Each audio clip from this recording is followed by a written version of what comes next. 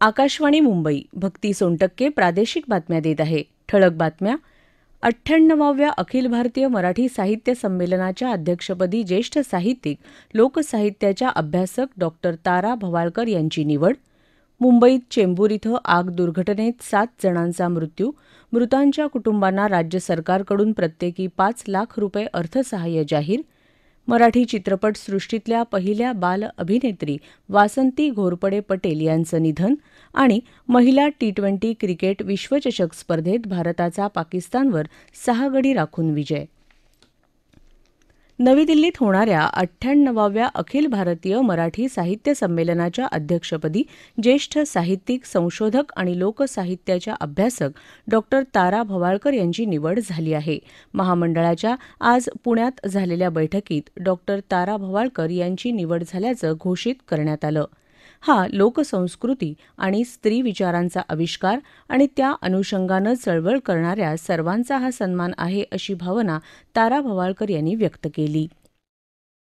हा सन्मान हा केवळ माझा नाहीये. मी ज्या अभ्यासक क्षेत्रामध्ये काम करत आले त्या लोकसंस्कृती आणि नाटक विशेषतः आणि स्त्री विचार या सर्व प्रकारच्या विचारांचा आणि साहित्याचा सन्मान आहे. माझ्या आधी काम केलेल्या आणि पूर्वी काम करत असलेल्या आणि यानंतर करणाऱ्या या सर्वांचा सन्मान आहे असं मी मानते. 1939 मध्ये पुण्यात जन्मलेल्या तारा भवाळकर यांनी त्यांचं संपूर्ण आयुष्य लोकसाहित्याचं अध्ययन, चिंतन, संशोधन आणि लेखनासाठी समर्पित केलं. आजवर त्यांचे 36 पेक्षा अधिक ग्रंथ प्रकाशित झाले असून 32 पेक्षा अधिक पुरस्कारांनी त्यांना सन्मानित करण्यात आलं आहे. लोकसाहित्य, लोकसंस्कृती, मराठी भाषा आणि साहित्य, नाट्य परंपरा अशा विविध विषयात त्यांनी मोलाची भर घातली आहे. ललित लेखन, अनुवाद, व्याख्यानं, आकाशवाणीसाठी लेखन यासह मराठी विश्वकोश, समाज विज्ञान कोश, मराठी वाङ्मय कोश आणि ग्रंथकोश यातल्या अनेक महत्त्वाच्या नोंदी त्यांनी लिहिल्या आहेत. मुख्यमंत्री माझी लाडकी बहीण योजना बंद पडावी म्हणून विरोधकांनी अनेक प्रयत्न केले, मात्र ही योजना कधीही बंद पडणार नाही, अशी ग्वाही मुख्यमंत्री एकनाथ शिंदे यांनी दिली आहे. छत्रपती संभाजीनगर इथं मुख्यमंत्री माझी लाडकी बहीण योजनेच्या लाभार्थ्यांचा सन्मान आणि विविध योजनांचा लोकार्पण सोहळा झाला, त्यावेळी मुख्यमंत्री बोलत होते. राज्यातल्या सर्व महिलांना लखपती करण्याचं सरकारचं उद्दिष्ट असल्याचं ते म्हणाले. राज्य सरकारनं शेतकऱ्यांचं पुढच्या 5 वर्षांचं वीज बिल माफ केलं असं उपमुख्यमंत्री देवेंद्र फडणवीस यांनी सांगितलं. तसंच केवळ 10% भरून शेतकऱ्यांना सौर पंप दिले जाणार असल्याचंही त्यांनी सांगितलं. रक्षाबंधनाच्या ओवाळणीनंतर आता राज्यातल्या महिलांना भाऊबीजेची ओवाळणी मिळणार असल्याचं आश्वासन उपमुख्यमंत्री अजित पवार यांनी दिलं. या कार्यक्रमाला महिला आणि बालविकास मंत्री अदिती तटकरे, माजी मंत्री भागवत कराड, मंत्री अब्दुल सत्तार, मंत्री अतुल सावे उपस्थित होते. उपमुख्यमंत्री अजित पवार यांच्या उपस्थितीत आज अहिल्यानगर जिल्ह्यात अकोले इथं जनसन्मान यात्रा झाली. समाजातला कोणताही घटक विकासापासून वंचित राहणार नाही याची विशेष काळजी महायुती सरकारनं घेतली आहे, असं पवार यावेळी म्हणाले. त्यांनी लाडकी बहीण योजनेतल्या लाभार्थी महिलांशी संवादही साधला. बुलढाणा जिल्ह्यात खामगाव विधानसभा मतदारसंघातल्या 2,365 कोटी रुपयांच्या विविध विकास कामांचं भूमिपूजन आणि लोकार्पण उपमुख्यमंत्री देवेंद्र फडणवीस यांच्या हस्ते आज झालं. या योजनेच्या माध्यमातून 100% अनुदानावर ड्रीपद्वारे शेतकऱ्यांच्या शेतामध्ये पाणी उपलब्ध होईल. त्यामुळे या भागावरचा कोरडवाहूचा शिक्का पूर्णपणे पुसला जाईल, असं ते यावेळी म्हणाले.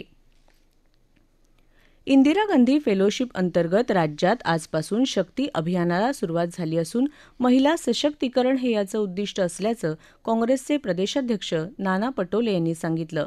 मुंबईत टिळक भवन इथं या अभियानाला सुरुवात केल्यानंतर पटोले वार्ताहरांशी बोलत होते. हे अभियान जिल्हा, तालुका स्तरावर राबवलं जाणार असून महिला नेतृत्व पुढे आणणं हा याचा हेतू आहे, असं ते म्हणाले. आगामी विधानसभा निवडणुकीत महायुती सरकार बदलण्याचा जनतेचा विचार आहे, असंही पटोले म्हणाले. मुख्यमंत्री तीर्थदर्शन योजनेअंतर्गत छत्रपती संभाजीनगर जिल्ह्यातून 800 लाभार्थी भाविकांची विशेष रेल्वे आज सकाळी अयोध्येकडे राममंदिर दर्शनासाठी रवाना झाली. रेल्वे स्थानकावर पालकमंत्री अब्दुल सत्तार, गृहनिर्माण मंत्री अतुल सावे यांनी रेल्वेला हिरवा झेंडा दाखवला. यापुढे चारधाम, बौद्धगया, अजमेर अशा विविध धार्मिक स्थळांच्या भेटीला 60 वर्षांवरील नागरिकांना या योजनेतून संधी मिळणार आहे. ही योजना सर्व धर्मियांसाठी असल्याचं यावेळी पालकमंत्री सत्तार म्हणाले. या प्रादेशिक बातम्या आकाशवाणीच्या मुंबई केंद्रावरून देत आहोत. मुंबईत चेंबूर इथं सिद्धार्थ कॉलनी परिसरात आज पहाटे एका दुमजली इमारतीला लागलेल्या आगीत एकाच कुटुंबातल्या 7 जणांचा होरपळून मृत्यू झाला, तर अन्य 2 जण गंभीररित्या होरपळले आहेत. इमारतीच्या तळमजल्यावर विजेच्या तारांजवळ शॉर्ट सर्किट झाल्यानं ही आग लागल्याचं अग्निशमन दल अधिकाऱ्यांनी सांगितलं. मुख्यमंत्री एकनाथ शिंदे यांनी घटनास्थळी भेट दिली आणि प्रशासकीय अधिकाऱ्याकडून घटनेची माहिती घेतली. दुर्घटनेत मरण पावलेल्यांच्या कुटुंबांना प्रत्येकी 5 लाख रुपये अर्थसहाय्य दिलं जाईल, तसंच जखमींच्या उपचाराचा खर्च शासन करेल असं त्यांनी जाहीर केलं. या घटनेची उच्चस्तरीय चौकशी केली जाणार असून पुन्हा असे प्रकार घडू नयेत यासाठी काळजी घेतली जाईल असंही ते म्हणाले. यावेळी पालकमंत्री मंगल प्रभात लोढा त्यांच्यासोबत होते. मराठी चित्रपटसृष्टीतल्या पहिल्या बाल अभिनेत्री आणि पहिल्या बालगायिका वासंती घोरपडे पटेल यांचं आज हैदराबाद इथं वार्धक्यानं निधन झालं. त्या 101 वर्षांच्या होत्या. 1935 मध्ये प्रभात कंपनीच्या धर्मात्मा चित्रपटातून त्यांनी रुपेरी पडद्यावर प्रवेश केला.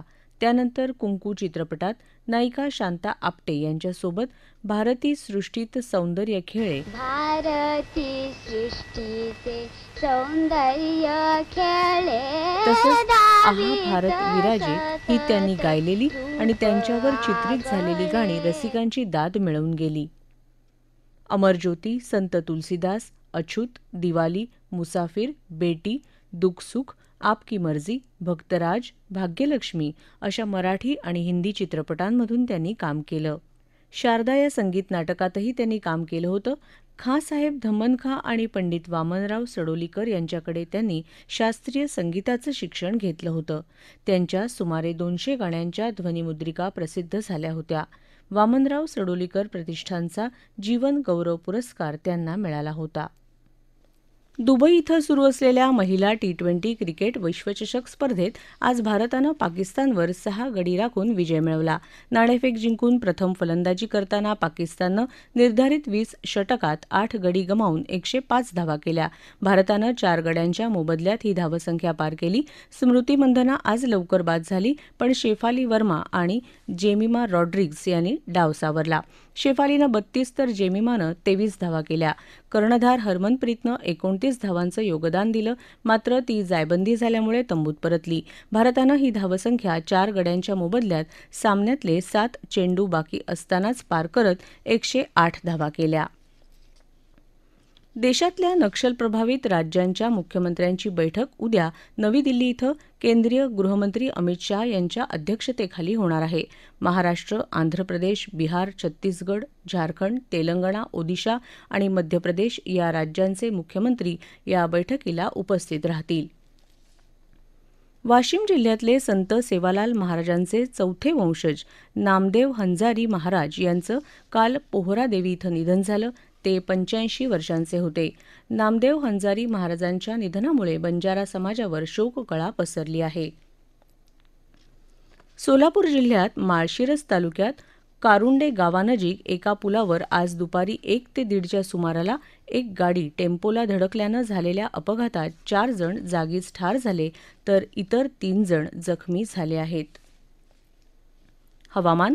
येत्या 2 दिवसात राज्यात सर्वत्र तुरळक जागांवर पाऊस पडण्याची शक्यता असून कोकण, मध्य महाराष्ट्र आणि मराठवाड्यात काही ठिकाणी मेघगर्जनेसह विजांचा कडकडाट होण्याची शक्यता हवामान विभागानं वर्तवली आहे.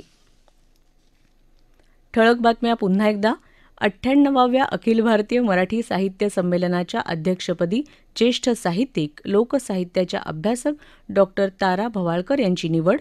मुंबईत चेंबूर इथं आग दुर्घटनेत 7 जणांचा मृत्यू. मृतांच्या कुटुंबांना राज्य सरकारकडून प्रत्येकी 5 लाख रुपये अर्थसहाय्य जाहीर. मराठी चित्रपट सृष्टीतल्या पहिल्या बाल अभिनेत्री वासंती घोरपडे पटेल यांचं निधन. आणि महिला T20 क्रिकेट विश्वचषक स्पर्धेत भारताचा पाकिस्तानवर 6 गडी राखून विजय. याबरोबरच आकाशवाणी मुंबई केंद्रावरचं हे प्रादेशिक बातमीपत्र संपलं. नमस्कार.